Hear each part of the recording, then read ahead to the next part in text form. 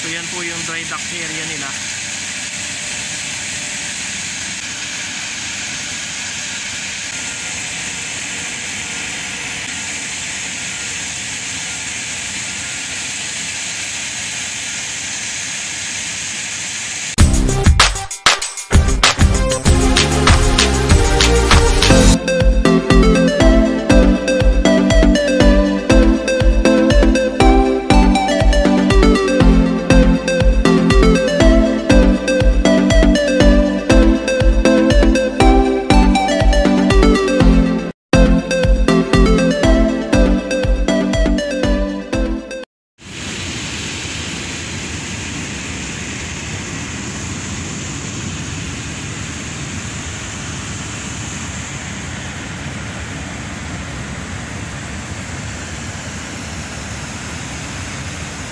So ayan mga ka-YTubers,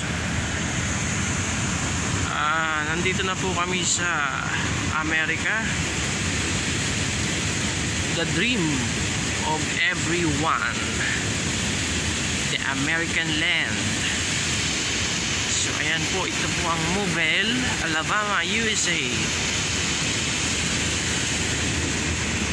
So we are now approaching to our berth.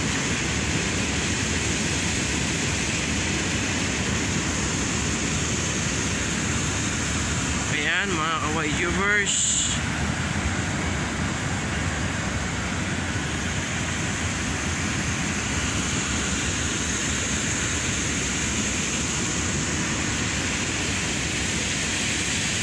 today is December 5, 2020.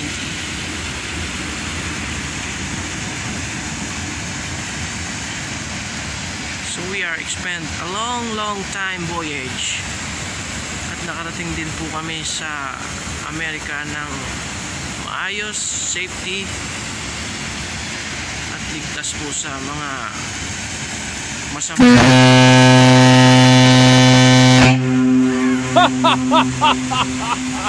Yan.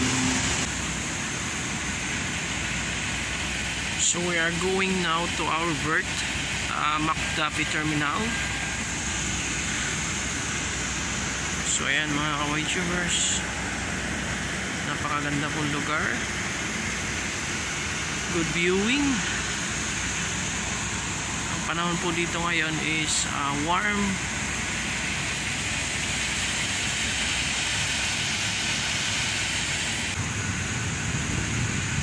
So ayan po yung building na yan is Ship's House.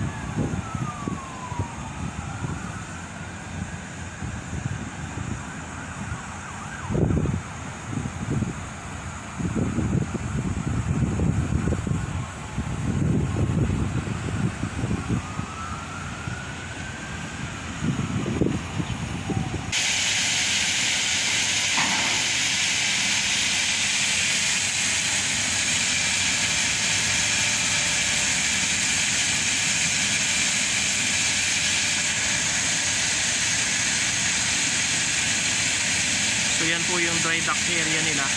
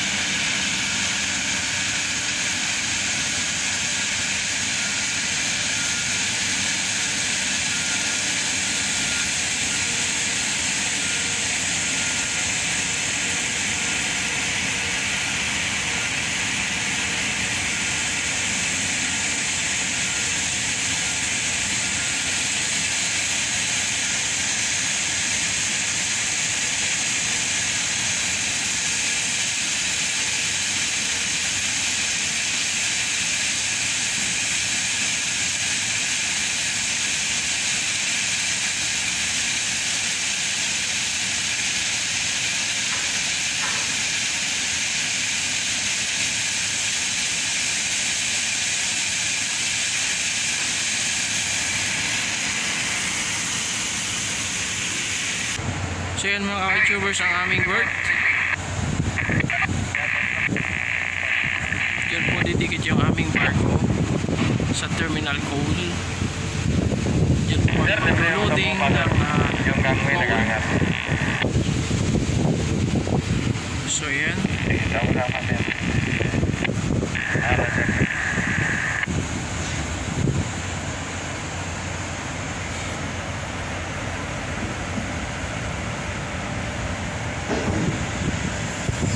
So napakalaking loading terminal ng coal dito.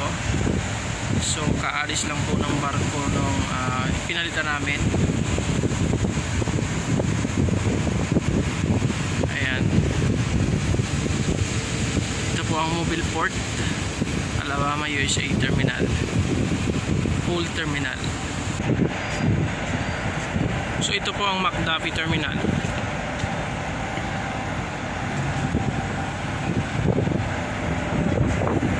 So meron po kaming pilots, two pilots on board.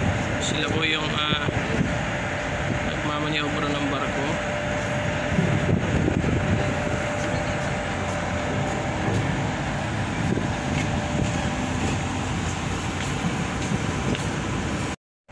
So yan mga ka-YouTubers, maneuvering na po kami. Padikit na po kami sa berth.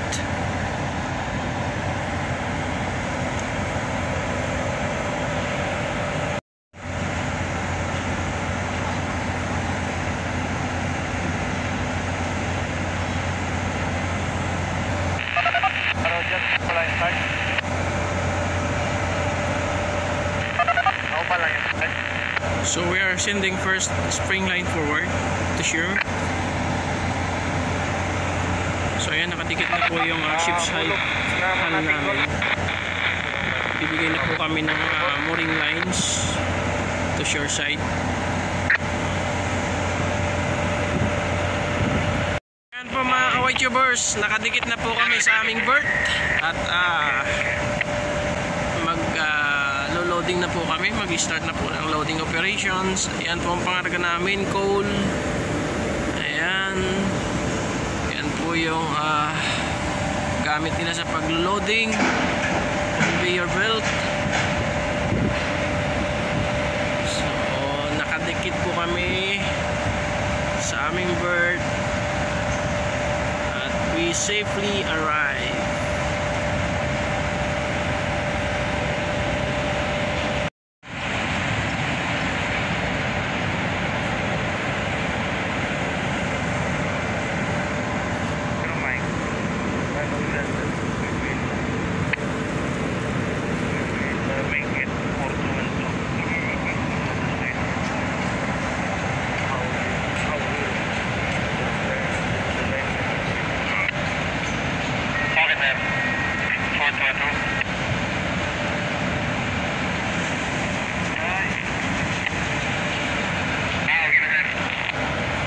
Ito po ang ships ko.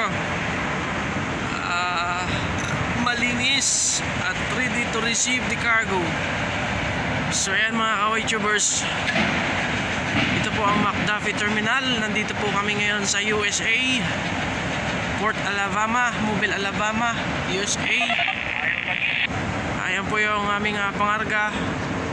Naka-compile siya sa open storage. Coal po siya, fine coal, pino po siya, no? So mahirap po siyang linisin. At the same time, mahirap po siya sa mga crew. Kahit in-applyan po siya ng chemical, didikit pa rin po siya sa bulkheads ng cargo holds. So wala namang magagawa kung hindi gawin ang nararapat para maging successful po ang aming cargo loading operations.